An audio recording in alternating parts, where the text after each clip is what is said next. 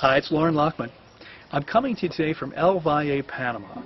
I'm about 5-6 miles from where my center used to be for 6.5 years before we moved to Costa Rica, and I'm here visiting some friends in beautiful El Valle. You can probably see some of the amazing flora around me. And I wanted to address a question today that I frequently am asked, and that is, how much water should we drink and how much should we be urinating?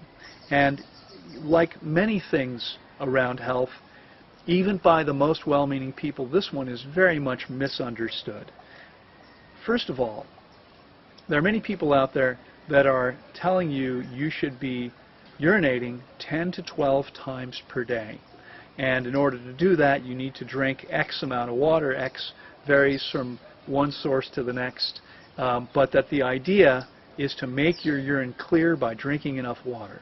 Well, if you think about it, everything we consume has to be processed by the body. And if we take in water very quickly, what happens is it passes right through the system without actually getting into the cells. That means it's not hydrating us. But the faster it passes through the system, the clearer your urine will be, because clear urine simply is an indication of a relatively low proportion of solids to water. The more water we take in, the higher the proportion of water, the clearer the urine will be. But all that does is give you extra work processing all this water through your system. Okay? Getting your urine clear is easy if you drink enough water, but it's doing absolutely nothing to cleanse your body. Okay? And it's not hydrating you either, because the water that we drink is much harder to get into the body than the water in the perfect foods that we eat.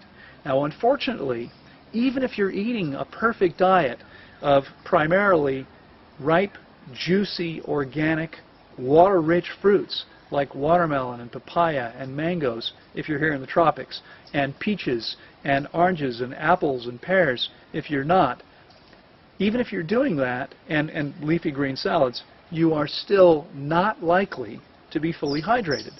Why do I say that? It would seem if you were consuming these foods that are rich in water, and even more, what if you're drinking green juices and smoothies?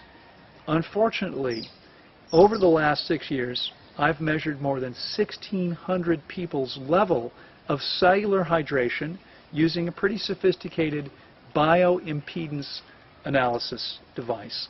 And what we see is that the vast majority of people are severely dehydrated. Now, severely dehydrated, in my book, is 15% below what we've seen as possible. Now, the experts, by the way, say you can't do that. You can't be more than a couple of points off, and that 85% of what I'm telling you is possible, that is the ideal. Well, I might have believed that too, except that I've seen 3 people who were 15% higher than the average person, including myself. And so what I've seen is that when and only when we get the body truly clean with water-only fasting, you see, until we get the body clean, the body is putting a lot of the water coming in into trying to cleanse, because every channel of elimination, whether it's through the urinary tract, through the colon, through the breath, through the mucous membranes, or through the skin, every one of those channels requires water or nothing moves. And so until we get the body truly clean, the body is going to be putting a lot of water into trying to cleanse. And what that means is we never get hydrated. And so the average person I see, regardless of what they're eating or drinking, is at best 14–15% dehydrated.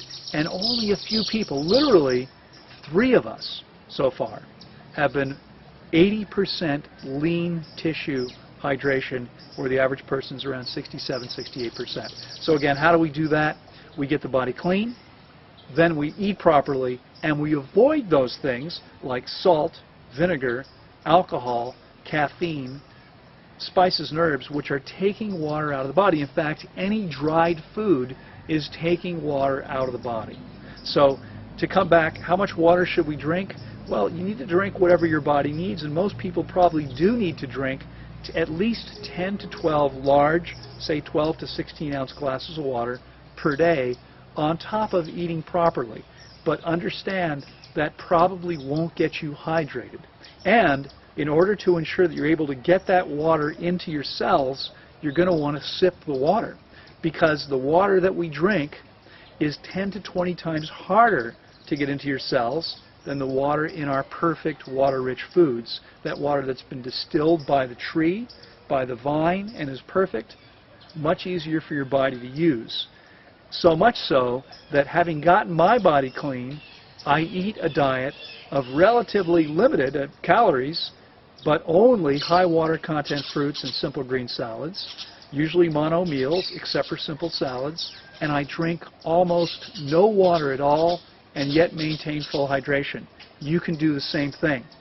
And when you do that, when you actually get hydrated, you're going to see any signs of aging regarding eyesight, skin, joints, height with discs in your back. These things will all reverse themselves as what they're all really primarily signs of: long-term chronic dehydration.